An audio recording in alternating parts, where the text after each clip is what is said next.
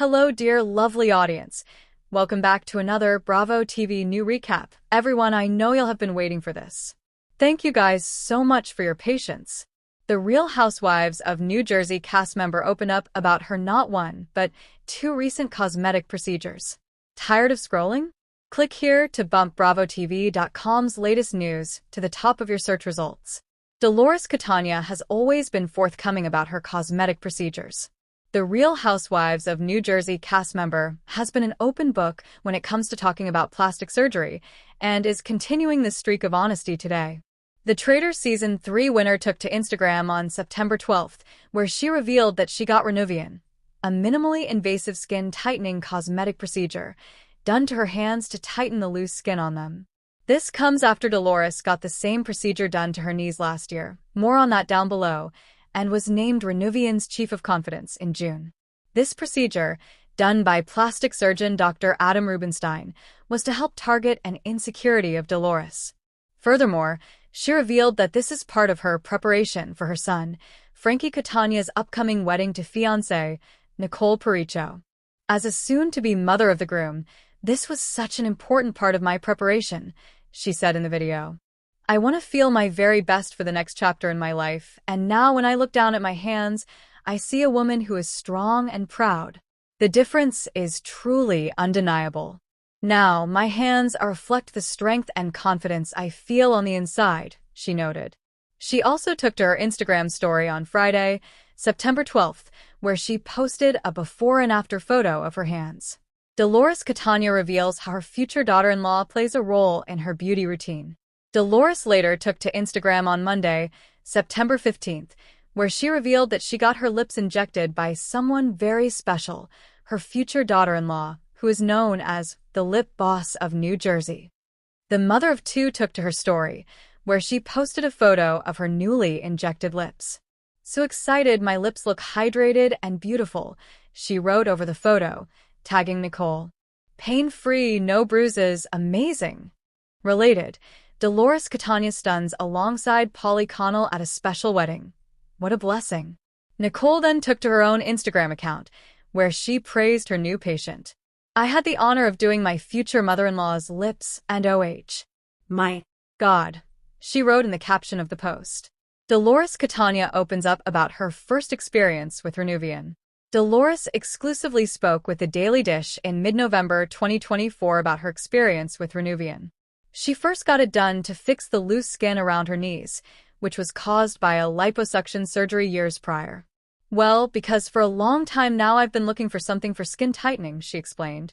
"Anybody who's been doing plastic surgery as long as I have to say, I'm pretty lucky, except for the fact that back when we were getting liposuction years ago, no one warned us about the loose skin that would follow it."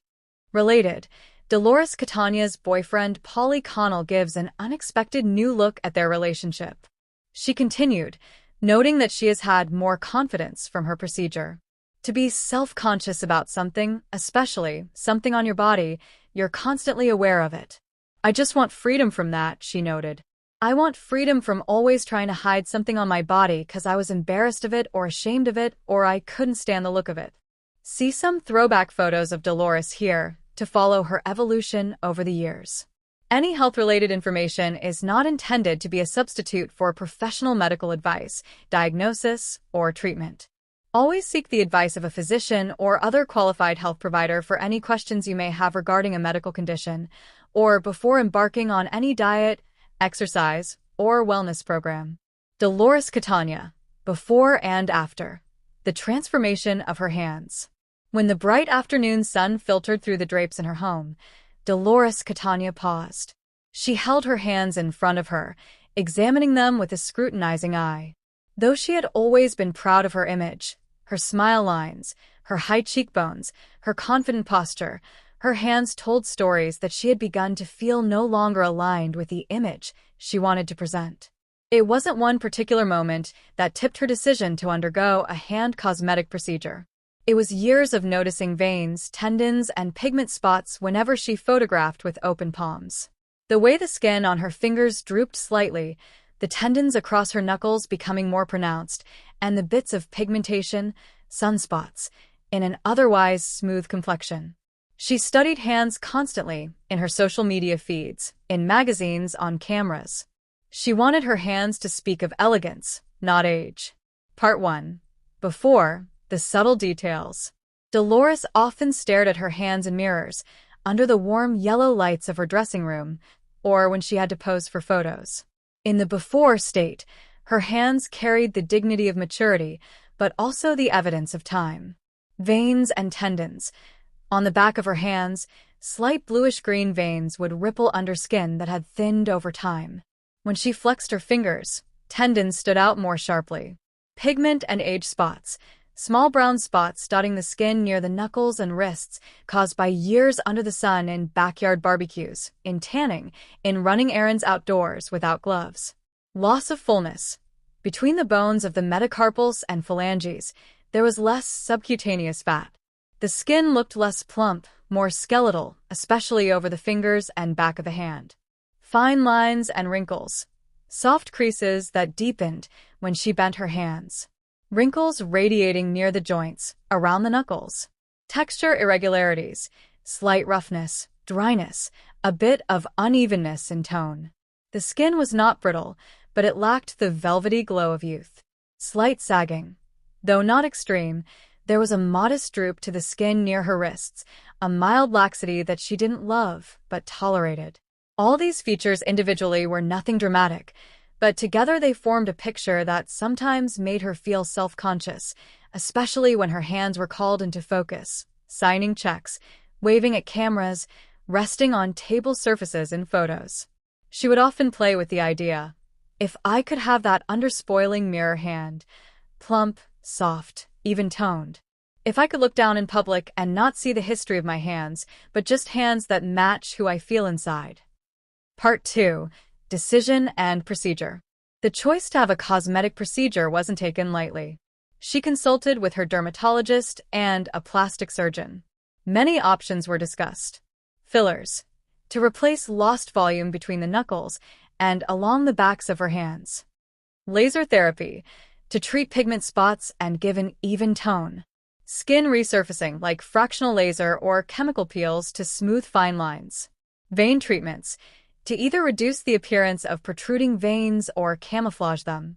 Skin tightening, maybe radiofrequency, RF, or ultrasound, to firm up any sagging. After weighing recovery time, risks, appearance, cost, and durability, Dolores chose a combination treatment. Dermal filler injections into the backs of both hands to restore volume.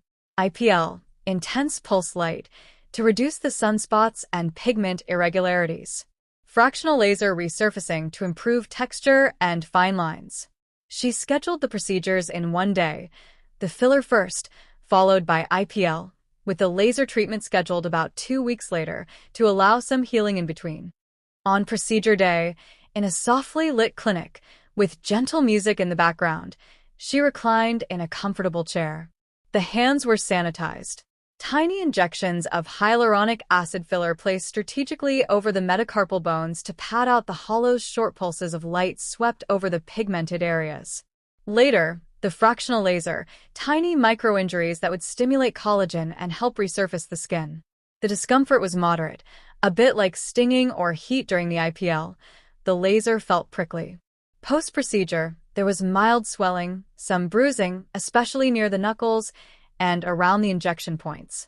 The dermatologist prescribed ointments, cold compresses, sunscreen of high SPF, and strict protection from direct sunlight. For a few days, her hands were protected sleeves, gloves, and extra moisturizing. Part 3. The transition, immediate aftermath. In the first 24 hours after filler, Dolores noticed that her hands already looked plumper, almost lush, the hollows less visible. The veins were somewhat hidden by the added volume. But there was also puffiness, which made the hands look a little unnatural in their swelling. She recognized swelling was temporary.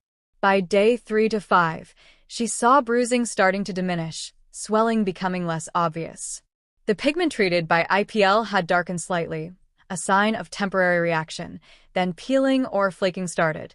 The skin tone seemed uneven, raw in places. Laser treatment was not yet in full swing, it was still healing.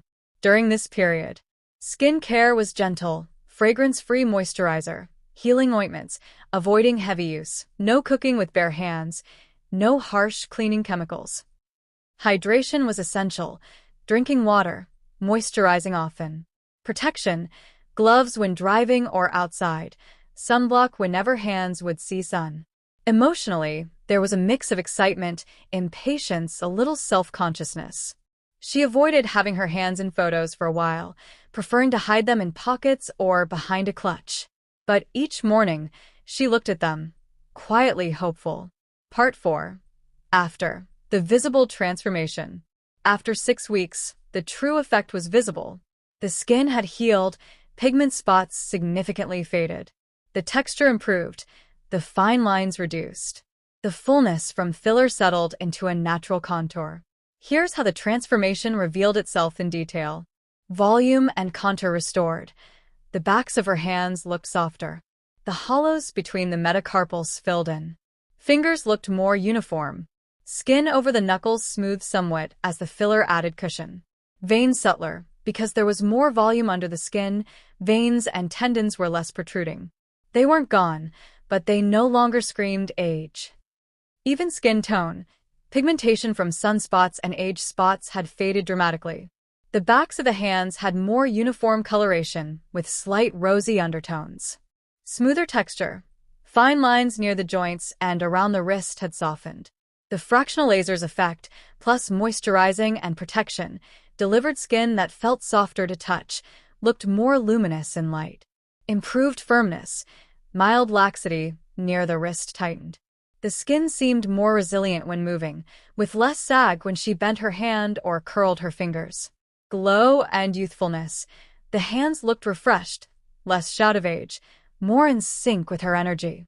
In daylight, the skin caught light more evenly. Under flash photography, there were fewer shadows in the hollows.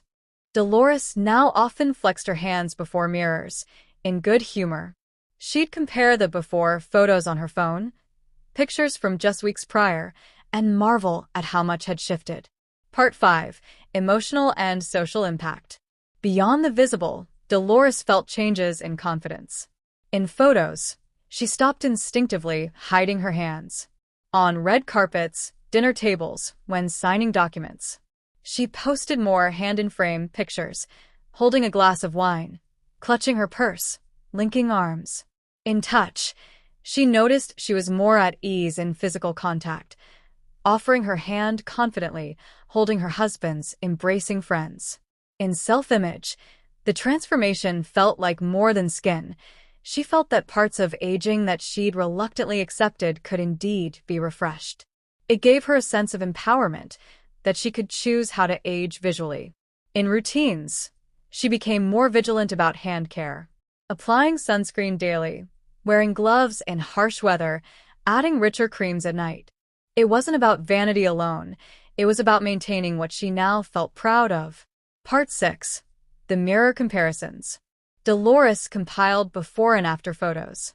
The before shots, hands lit with daylight, camera flash under fluorescent lights in stores. The after shots, similar lighting, to show genuine contrast, hands relaxed and posed naturally. In the first photo, veins popped, shadows accentuated hollow knuckles. In the after, light played softly across the rounded contours. In the second, pigment spots were dark and stark. In the after, only faint redness remained, the tone largely uniform. In third, knuckles had wrinkles. Finger joints looked gaunt. In after, smoother skin, less angularity. Fingers looked youthful. In close UPS, skin texture was rough. Pores visible, dryness there. After, surfaces looked supple, pores less noticeable. Skin held up a slight sheen, not oily, but moisturized and healthy. Part 7. Caveats, lessons and maintenance. Dolores also recognized that this transformation wasn't permanent without care. Durability of fillers. The filler used would gradually dissipate over 1 to 18 months. To maintain the plumpness, she'd need touch UPS. Pigment return. Without diligent sun protection, spots might return. Sun, wind, exposure without protection could reverse gains. Skincare regimen essential. Moisturizing. Avoiding harsh chemicals. Using gentle exfoliation, night creams with peptides, etc. Patience. Healing takes time. Results mature slowly. The first weeks might look worse, swelling distorts things. The best result comes several weeks in. Naturalness. Key was balance. She didn't want her hands to look like they were done. She wanted them to look like hers, just more youthful.